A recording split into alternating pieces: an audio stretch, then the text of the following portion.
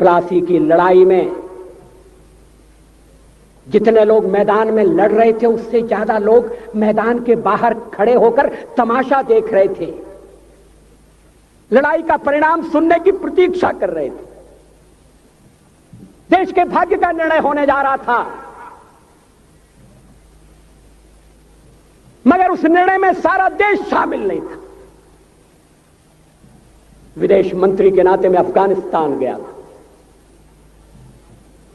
आपको सुनकर ताज्जुब होगा, अफगानिस्तान के अपने मेजबानों से मैंने कहा मैं गजनी जाना चाहता हूं, गजनी। पहले वो मेरी बात उनकी समझ में नहीं आई, कहने लगे गजनी तो कोई टूरिस्ट स्पॉट नहीं है, गजनी में कोई 5 स्टार होटल नहीं है, गजनी में आप जाकर क्या करेंगे, गजनी में आप जाकर क्या देखेंगे। मैं उन्हें पूरी बात नहीं बता सकता।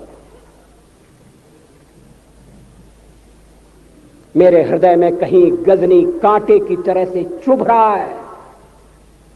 जब से मैंने गजनी से आए एक लुटेरे की कथा पढ़ी है और किशोरावस्था में पढ़ी है, मैं देखना चाहता था वो गजनी कैसा है। आपको सुनकर ताज्जुब होगा, महमूद गजनी का अफगानिस्तान के इतिहास में कोई स्थान नहीं है।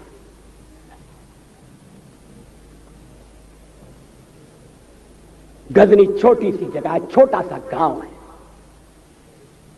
कल्पना करिए सैकड़ों साल पहले वहां धूल उड़ती थी, झोंपड़ियां थी, मगर एक लुटेरा लुटेरों को इकट्ठा करता हुआ सोने की चिड़िया को लूटने के लिए चला आया। आपस की फूट से जो राजा है वो लड़ेगा, जो क्षत्रिय है वो लड़ेगा। हमने समाज के बहुत बड़े वर्ग को लड़ने के अधिकार से वंचित कर दिया। हमने उन्हें हथियार नहीं उठाने दिए। मार्शल नॉन मार्शल के आधार पर हमने समाज को बांट दिया। वो लुटेरा सोमनाथ के मंदिर तक चला गया, पुजारी देखते रहे। मंदिर की पूजा भक्तों को करना पड़ती है, मंदिर तो एक प्रेरणा का केंद्र है। मैं देशपांडे जी की तरह से नास्तिक नहीं हूं,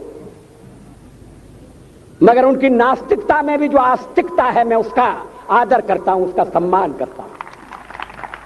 वो जिस आत्मविश्वास से नास्तिक होने की बात कहते हैं, तो मैं उनसे कहना चाहता हूं वो सचमुच में नास्तिक नहीं है। जिसकी आस्तिकता है, जिसका विश्वास है, वो नास्तिक कैसे हो सकता है? विश्वास किसमें है यह बड़ी बात नहीं है, विश्वास है या नहीं। हमने समाज के बहुत से बड़े वर्ग को विश्वासहीन बना दिया।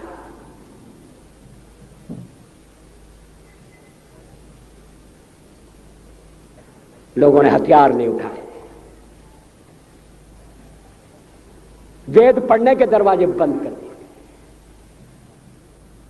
इसलिए हम पादाक्रांत हुए।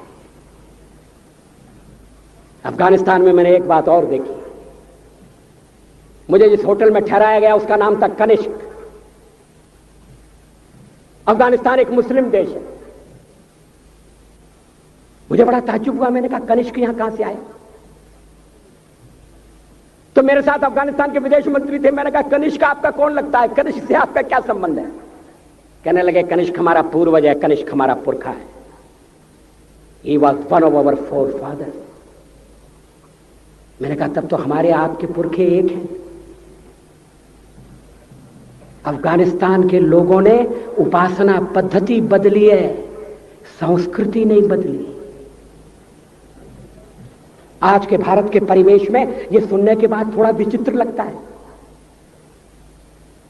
हमारे यहां तो धर्मांतरण के साथ राष्ट्रांतरण होता है, ऐसा दृश्य दिखाई देता है। पड़ोसी देशों में ऐसा नहीं हुआ। अभी राम जन्मभूमि का मामला चल रहा है। एक विदेशी आए, कहने लगे राम जन्मभूमि का क्या झगड़ा है?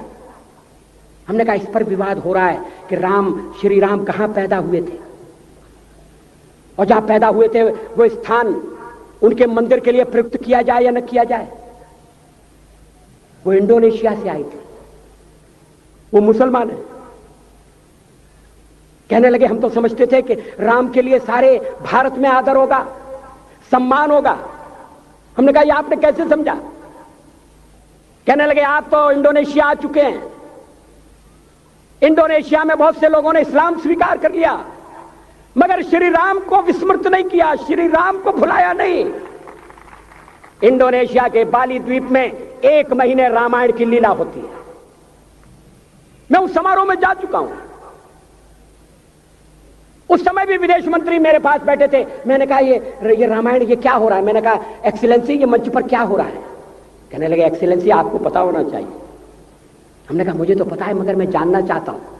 कहने लगे ये रामायण है, ये राम है, ये लक्ष्मण है, ये सीता है।